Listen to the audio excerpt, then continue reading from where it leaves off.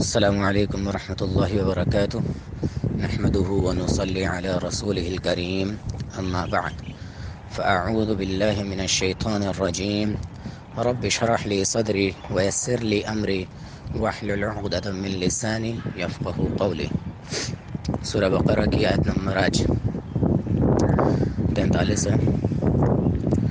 وَأَقِيمُوا الصَّلَاةَ وَآتُوا الزَّكَاةَ وَارْكَعُوا مَعَ الرَّاكِعِينَ۔ وَأَقِيمُوا الصَّلَاةَ وَآتُوا الزَّكَاةَ وَارْكَعُوا مَعَ الرَّاكِعِينَ۔ وَأَقِیمُوا اور قائم کرو، واو اور اقیموا قائم کرو، الصلاۃ نماز کو، وآتوا اور ادا کرو اور دو اہتمام کرو، الزکوٰۃ زکوٰۃ کا، ورکعوا اور رکوع کرو، مع ساتھ، الراکعین رکوع کرنے والوں کے ساتھ رکوع کرو۔ اب یہ آیت بظاہر دیکھنے میں بہت چھوٹی ہے، ابھی پچھلی آیت ہم لوگ پڑھ رہے تھے اس میں کافی بڑی بڑی آیتیں آ رہی تھیں، لیکن اس میں 3 بنیادی حکم ہمیں دیے جا رہے ہیں۔ وَأَقِیمُوا الصَّلَاةَ کہ نماز کو قائم کرو، وَآتُوا الزَّکَاةَ اور زکوٰۃ ادا کرو، وَارْکَعُوا مَعَ الرَّاکِعِینَ اور رکوع کرو۔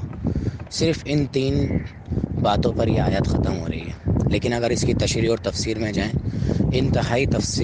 تفصیلی جو ہے اس کی تفسیر ہے، اور چونکہ اتفاق ہے کہ پچھلے 2-3 دن سے ہی جو ہے وہ نماز ہمارے بیانات کے بیچ میں آ رہی ہے، کوئی ایسی بات ہو جاتی تھی تو میرے ذہن میں نماز کا خیال آ جاتا تھا، تو نماز کے بارے میں نے تقریباً کافی ساری باتوں سے آپ کو آگاہ کیا، جس میں بنیادی بات یہی تھی کہ نماز ایسا اللہ تعالیٰ کا حکم ہے جو بلوغت سے پہلے اللہ تعالیٰ نے جو ہے وہ فرض کر دیا،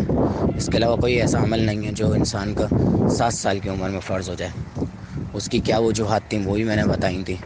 پھر نماز قائم کرنے کا کیا طریقہ تھا وہ بھی میں نے بتایا تھا، اور پھر ابھی پچھلے دنوں کون سی آیت تھی وہ جس میں نے آپ کو بتایا تھا کہ سائیکولوجیکل طریقے سے ہم اپنی نماز کو کس طریقے سے بہتر بنا سکتے ہیں، وَلَا خَوْفٌ عَلَيْهِمْ وَلَا هُمْ يَحْزَنُونَ والی آیت میں، کہ خوف اور غم سے نکل کر اگر ہم نے نماز کو اپنے سکون میں حال میں رہ کر پڑھ لیا تو سمجھا ہماری نماز قبول ہو گئی۔ تو نماز کو قائم کرنا دراصل نماز کے مکمل تقاضوں کو پورا کرنا ہے۔ جس طرح ہم کہتے ہیں کہ ایک مسلمان جو ہے وہ کلمہ پڑھتا ہے تو صرف اس کا کلمہ پڑھ لینا ہی کافی نہیں ہے، جیسے قرآن میں ہے کہ قالت الاعراب آمنا قل لم تؤمنوا ولکن قولوا اسلمنا، کہ نبی کریم صلی اللہ علیہ وسلم کے پاس اعرابی لوگ آئے، یعنی کہ دیہاتی لوگ آئے جنہوں نے اسی وقت اسلام قبول کیا تھا، تو قالت الاعراب انہوں نے کہا کہ آمنا ہم لوگ ایمان لے آئے، تو نبی کریم صلی اللہ علیہ وسلم نے فرمایا قولوا اسلمنا ولکن قولوا، قالت الاعراب آمنا قل لم تؤمنوا، نبی صلی اللہ علیہ وسلم نے فرمایا کہ ابھی تم لوگ نے ایمان نہیں لائے، ابھی تم، لیکن قولوا تم سب یہ کہو اسلمنا ہم تو ابھی اسلام قبول کیا،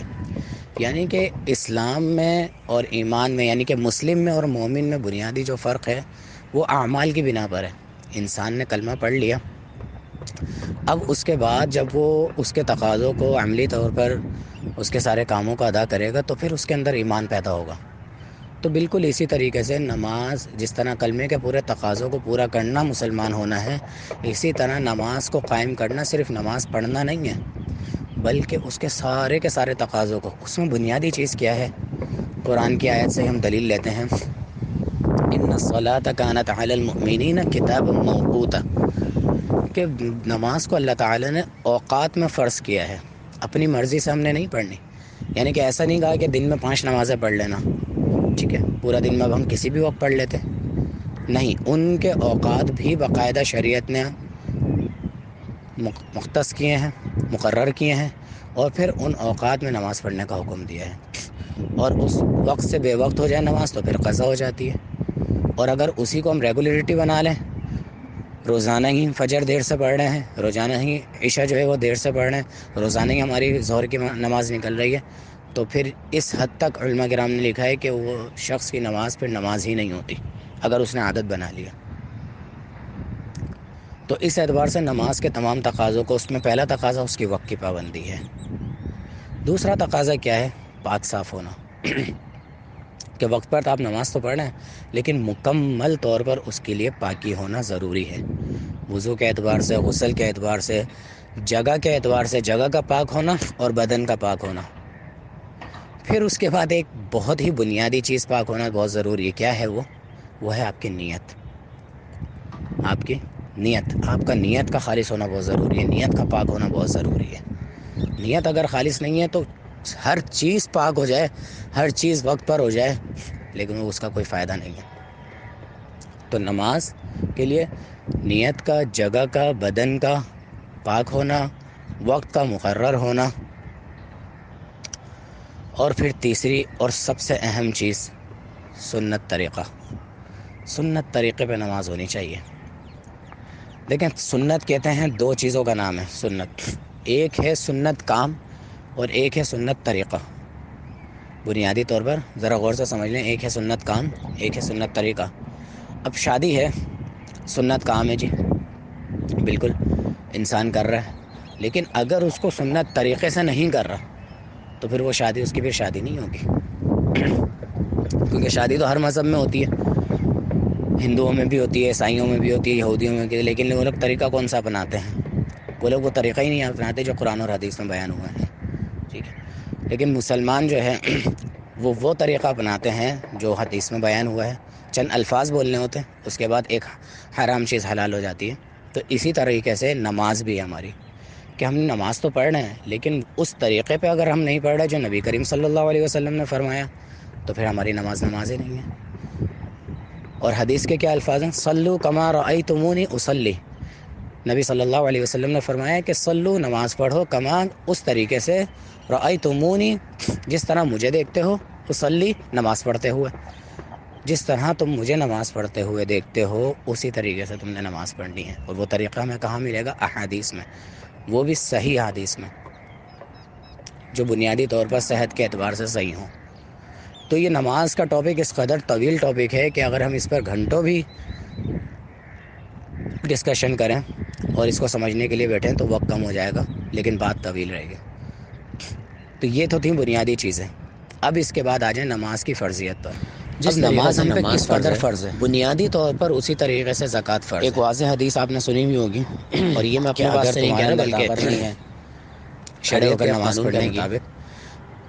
تو حضرت ابوبکر رضی اللہ تعالیٰ عنہ کے دور میں بیٹھنے کی طاقت نہیں ہے، جب لوگوں نے تو لیٹ کر زکوٰۃ دینا سے منع فرمایا، لیٹ کر اگر ہاتھ پیر منع کیا نہیں ہلا سکتے، منع کیا، تو صرف ابوبکر رضی اللہ تعالیٰ نے فرمایا کہ اگر کوئی شخص ذہن میں ذرا بیت المال میں زکوٰۃ ادا نہیں کرے گا، نماز کی مینٹلٹی بنائے، اس شخص سے قتال کروں گا، ایک جنگ کروں گا۔ ایک انسان بالکل پیرالائز ہو گیا، حضرت ابوبکر کا دماغ چل رہا ہے، نبی کریم صلی اللہ علیہ وسلم کے بالکل جانشین تھے، اسٹرو کے ذریعے وہ کھا پی رہے، اس کے ہاتھ پیر تک نہیں چل رہے، سے اس شخص پر بھی نماز فرض ہے، اس کو بھی حکم دیا جا رہا ہے، نبی کریم صلی اللہ علیہ وسلم، یعنی کہ کوئی ایسی مدت نہیں بتائی جا رہی کہ ان کو عمارت ایسا وقت آ گیا چلو پھر اب نماز نہیں پڑھو، ایسی بات کر رہے ہیں، کیوں کر رہے ہیں؟ مرتے دم تک نماز پڑھنی ہے، مرتے دم تک، کیونکہ وہ بنیادی طور پر یہ سمجھتے ہیں کہ نابالغ شخص اور جس نے زکوٰۃ ادا نہیں توازن کھو بیٹھا، کیونکہ قتال صرف اور صرف اسی شخص سے جائز ہے، اسی شخص سے کر سکتے ہیں ہم جو اسلام کے دائرے میں نہ ہوں، ان سے کوئی پوچھ نہیں ہے، یا پھر وہ شخص جو ہو تو مسلمان لیکن اسلام کو نقصان پہنچانا، جس شخص منافق کہہ سکتے کے اوپر مرتے دم تک صرف اس شخص سے قتال ہو سکتا ہے۔ اور اندازہ لگائیں 7 سال کی عمر سے 7 سال کی عمر سے انسان کے آخری وقت زکوٰۃ ادا نہ کرنا بھی، اور ہم کس اسٹیج پہ کھڑے ہیں کہ ہم جو ہے وہ اسلام کے دائرے سارے کام کرتے، کھاتے پیتے، اللہ تعالیٰ کی ساری نعمتوں کو استعمال کرتے ہوئے، خوشیاں مناتے ہوئے، سب کچھ کرتے ہوئے اگر ہم کسی چیز میں کوتاہی کر رہے ہیں وہ نماز ہے۔ اور زکوٰۃ، پھر ایک حدیث جو ہلا دینے والی ہے، جو زکوٰۃ کے قرآن سب کے لیے بہت ہی زیادہ 8 مصرف بیان کیے ہیں، اور یہ بیان بہت کم ہوتی ہے حدیث، بین العبد و بین الکفر ترک الصلاۃ، بیت المال میں دینی ہے۔ ایک انسان یا مسلمان اور کافر کے درمیان اگر کوئی چیز فرق کر دینے والی ہے، مدارس میں دینی، نماز کو چھوڑ دینا ہے۔ رشتہ داروں کو دینی ہے تو یہ اتنا بڑا کفر ہے کہ مسکینوں کو دینی ہے اگر آپ کی نظر میں آپ کے کوئی اور یہ باقاعدہ فتویٰ ہے علماء کرام ہیں، یہ ایسی بات نہیں ہے، آپ کے اپنے بہن بھائی ہیں ان کو بھی دے سکتے ہیں، یعنی کہ اگر آپ کے بہن بھائی نہیں پڑھتا کوئی تو مسلمانوں کی لسٹ میں نہیں ہے، بہن بھائی اس کا نام مسلمانوں کا ہو، گھر والوں کے مسلمان رشتہ داروں میں کوئی بھی اگر لیکن شرعی اعتبار سے وہ مسلمانوں کی لسٹ میں ہے نہیں، آپ ان کو دے دیں۔ تو اس طرح کی اس قدر باتیں ہیں، زکوٰۃ کرنے والے عاملین ہوتے ہیں، زکوٰۃ جمع کرنے والے، اس کے بعد ہم آ جاتے ہیں زکوٰۃ کو۔ یہ تب ہوتا ہے جب ایک بیت المال بنا ہوا ہوتا ہے، عمارت ہوتی ہے۔ خیر یہ ایک بہت لمبا ٹاپک ہے، تو اصل مقصد یہ ہے کہ ایک تو ہم نے زکوٰۃ ادا کرنی ہے، اور پھر ادا بھی ان کو کرنی ہے جو قرآن نے بیان کر دی ہیں، اپنے پاس سے ادا نہیں کرنی، بینک میں نہیں کٹوا دینی، یہ بھی ایک طریقہ مناسب نہیں ہے۔ پھر اس کے بعد آ جاتا ہوں ورکعوا مع الراکعین۔ آج کی آڈیو بہت لمبی ہو گئی، ورنہ نارملی 3 ہوتی ہیں یا 3 سے زیادہ 4 ہو جاتی ہیں، لیکن آج کا سبق بہت طویل ہے، آیت چھوٹی ہے لیکن سبق طویل ہے۔ گزارش میری یہی ہے کہ پورا سبق سنیں، اس کو سمجھیں۔ ورکعوا مع الراکعین، ورکعوا مع الراکعین سے مراد کیا ہے کہ رکوع کرنے والوں کے ساتھ رکوع کرو، اور اس کا تفصیلی جائزہ یہ ہے کہ مفسرین نے اس کی تفسیر کرتے ہوئے علماء کرام نے بیان کیا ہے کہ یہاں پر خاص کر حکم دیا جا رہا ہے جماعت سے نماز پڑھنے کا، انفرادی نماز نہیں بلکہ جماعت سے نماز پڑھنے کا حکم دیا جا رہا ہے کہ ورکعوا مع الراکعین، رکوع کرنے والوں کے ساتھ رکوع کرو، لوگوں کے ساتھ مل کر نماز پڑھو۔ اور جماعت جو ہے، جماعت اور مردوں پر جو ہے وہ فرض نماز جو ہے وہ جماعت سے پڑھنا واجب ہے، جماعت سے پڑھنا واجب ہے مردوں پر مسجد میں جا کر۔ کیسے واجب ہے یہ میں اپنے پاس سے نہیں بول رہا، باقاعدہ ایک حدیث ہے، اور اس حدیث کا اگر ہم جائزہ لیں تو رونگٹے کھڑے ہو جائیں کہ نبی کریم صلی اللہ علیہ وسلم کے پاس ایک شخص آئے۔ اب آپ عذر سنتے رہیے گا، اس شخص کے 6 عذر تھے، اور ایسے عذر تھے کہ شاید ان میں سے ایک عذر بھی شاید آج ہمارے پاس نہیں ہے، اور ان کو نبی صلی اللہ علیہ وسلم نے فرمایا تھا کہ آپ نے مسجد میں نماز پڑھنی ہے، اور وجہ کیا بتائی تھی؟ وہ ایک ہی وجہ بتائی تھی۔ حدیث شروع کر رہا ہوں میں۔ نبی صلی اللہ علیہ وسلم کے پاس ایک نابینا شخص آئے۔ کیسے تھے وہ؟ نابینا تھے۔ انہوں نے کہا کہ نبی صلی اللہ علیہ وسلم کہ میں نابینا ہوں اور میں گھر میں نماز ادا کرنا چاہتا ہوں، تو کیا مجھے اجازت ہے؟ آپ صلی اللہ علیہ وسلم نے فرمایا کہ آپ کے گھر میں اذان کی آواز آتی ہے؟ انہوں نے کہا نعم، جی آتی ہے۔ نبی صلی اللہ علیہ وسلم نے فرمایا کہ آپ نے مسجد میں آ کر نماز پڑھنی ہے۔ مسجد میں آئے وہ، پھر جو ہے انہوں نے پھر دوسرا عذر پیش کیا نبی صلی اللہ علیہ وسلم سے کہ میں بوڑھا ہو چکا ہوں، ہڈیوں میں اب جان نہیں ہے، چلا پھرا نہیں جاتا آسانی کے ساتھ، کیا میں گھر میں نماز پڑھ سکتا ہوں؟ نبی صلی اللہ علیہ وسلم نے فرمایا کہ آپ کے گھر میں اذان کی آواز آتی ہے؟ انہوں نے کہا نعم، جی آتی ہے، بالکل آتی ہے۔ اگر نماز اذان کی آواز آتی ہے تو آپ نے مسجد میں آ کر نماز پڑھنا ہے۔ تیسرا عذر انہوں نے پیش کیا کہ میرا گھر جو ہے وہ مسجد سے کافی دور ہے، اور میں اتنا لمبا راستہ نہیں چل سکتا۔ تو پھر نبی صلی اللہ علیہ وسلم نے وہی سوال کیا کہ آپ کے اگر گھر میں اذان کی آواز آتی ہے تو آپ نے مسجد میں آ کر نماز پڑھنی ہے۔ نابینا شخص ہیں، بوڑھے ہیں، گھر ان کا مسجد سے دور ہے۔ اب باقی کے 3 آپشن سنیے۔ انہوں نے کہا کہ فجر کے لیے بہت زیادہ اندھیرا ہوتا ہے، فجر کی نماز میں، عشاء کی نماز میں انتہائی اندھیرا ہوتا ہے، مجھے ساتھ لانے والا کوئی نہیں ہے، کیا میں گھر میں نماز پڑھ سکتا ہوں؟ نبی صلی اللہ علیہ وسلم نے فرمایا کہ اگر آپ کے گھر میں اذان کی آواز آتی ہے تو آپ نے مسجد میں آ کر نماز پڑھنی ہے۔ 5واں عذر انہوں نے پیش یہ کیا کہ میں بالکل اکیلا ہوں، گھر دور ہے، بوڑھا ہو چکا ہوں، ہڈیوں میں جان نہیں ہے، اندھیرا ہوتا ہے، صحیح ہے، اور نابینا ہوں، اور لانے والا کوئی نہیں ہے، لانے والا کوئی نہیں ہے، کیا میں کیا میں گھر میں نماز ادا کر دوں؟ نبی صلی اللہ علیہ وسلم نے فرمایا اگر آپ کے گھر میں اذان کی آواز آتی ہے تو آپ نے مسجد میں نماز پڑھنی ہے۔ اور 6واں عذر کیا تھا؟ انہوں نے ڈر کہا کہ مسجد سے گھر کا راستہ جو دور ہے اس کے بیچ میں جھاڑیاں آتی ہیں، مجھے ڈر یہ رہتا ہے کہ کوئی جانور آ کے مجھے کاٹ نہ لے، کیونکہ نابینا ہوں، اور پھر اندھیرا ہے، فجر اور عشاء میں تو بہت زیادہ اندھیرا ہوتا تھا پہلے، آج کل بھی گاؤں گوٹوں میں ایسا ہی ہوتا ہے، تو کوئی جانور کا مجھے ڈر ہے کہ کوئی جانور آ کے مجھے نقصان پہنچا دے، مجھے کاٹ نہ لے۔ آپ ذہن میں اس شخص کو لے کر آئیں جو نابینا ہے، بوڑھا ہے، لانے والا اس کو کوئی نہیں ہے، بالکل تنے تنا وہ اکیلا فجر کی نماز کے لیے، عشاء کی نماز کے لیے، مغرب کی نماز کے لیے وہ آ رہا ہے، اور نبی کریم صلی اللہ علیہ وسلم خدا اس کو کہہ رہے ہیں کہ آپ نے مسجد میں آ کے نماز پڑھنی ہے، جبکہ وہ نبی جن کے بارے میں ہم کہتے ہیں کہ بڑے رحیم ہیں، بڑے شفیق ہیں، تو کیا نبی صلی اللہ علیہ وسلم یہاں پر اپنی شفقت سے روگردانی کر رہے ہیں؟ نہیں، ایسا بالکل نہیں، کیونکہ نبی کریم صلی اللہ علیہ وسلم کی ذات تو ایسی ہے جو ہر انسان، انا ارسلناک رحمۃ وما ارسلناک الا رحمۃ للعالمین، تمام انسانوں کے لیے رحمت بنا کر بھیجے گئے ہیں، لیکن کیا شریعت کا قانون سکھا دیا ہمیں کہ اگرچہ اذان کی آواز آ رہی ہے مردوں کو، تو ان پر واجب ہے کہ وہ مسجد میں آ کر نماز پڑھیں، یہ شریعت کا قانون ہے۔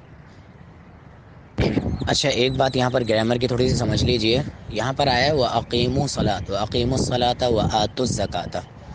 اور ابھی سورہ بقرہ کے شروع میں ہم نے پڑھا تھا الذین یؤمنون بالغیب ویقیمون الصلاۃ ویؤتون الزکاۃ، اس میں آخر میں نون آ رہا تھا اور اس میں آخر میں نون نہیں آ رہا،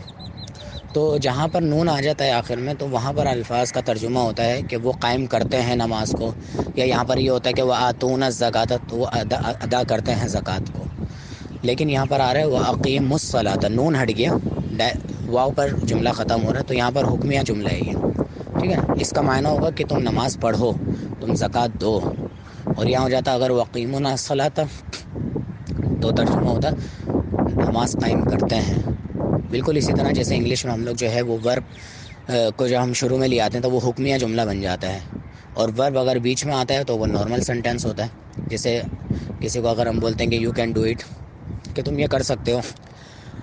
لیکن جب کسی کو حکم دینا ہے تو بولتے ہیں ڈو اٹ اگین، تو ڈو کو ہم شروع میں لیا ہے، بالکل اسی طرح کہ دیٹ ڈور از اوپن، کہ وہ دروازہ کھلا ہوا ہے، لیکن اگر ہم کسی کو بول رہے ہوتے ہیں تو ہم بولتے ہیں اوپن دا ڈور، تو اوپن کو شروع میں لے آتے ہیں، ورب کو جب شروع میں لگ جاتے ہیں تو وہ حکمیہ جملہ آ جاتا ہے، تو اسی طرح عربی میں وَأَقِیمُونَ الصَّلَاةَ، اگر ورب اگر ہم اس میں پریزنٹ میں اور فیوچر میں اگر ہم کسی اس کو ورب کو پڑھ رہے ہیں لیکن اس کے آگے سے اگر نون ہٹا دیا جائے تو وہ ڈائریکٹ کمپیریٹیو سینٹینس بن جاتا ہے، یعنی کہ حکمیہ جملہ بن جاتا ہے وہ، تو اس چیز کو بھی ذہن میں رکھیے گا کہ آگے اگر کہیں پر اس طرح کا ورڈ آتا ہے تو جملے میں ترجمہ کرنے میں آپ لوگ خود بھی، کیونکہ میں نے خود بھی کہا ہوا ہے کہ ورڈ ٹو ورڈ ترجمہ یاد کریں تاکہ جو ہے وہ الفاظوں کے معنی سمجھ میں آئے، تو آگے جب آپ لوگ یا کوئی اور گھر میں تلاوت کر رہے ہوں یا اپنی پرسنلی کوئی تلاوت کر رہے ہوں تو اس میں اگر کوئی سینٹینس آ جائے تو آپ کو اس کا ترجمہ آتا ہو، یا کہیں پر بیان سن رہے ہیں اور کوئی بیان کر رہا ہے تو اس کا ترجمہ آپ کو معلوم ہونا چاہیے، تو وہ عقیمونہ جہاں پر آئے گا اس کا ترجمہ ہم کریں گے وہ قائم کرتے ہیں نماز کو، یا وہ قائم کریں گے، یا وہ قائم کرنے والے ہیں، اور وہ عقیمو آ جائے گا صرف تو ہم یہاں پر حکمیہ جملہ ہے، اس کا مطلب ہے حکم دیا جا رہا ہے کہ قائم کرو نماز کو،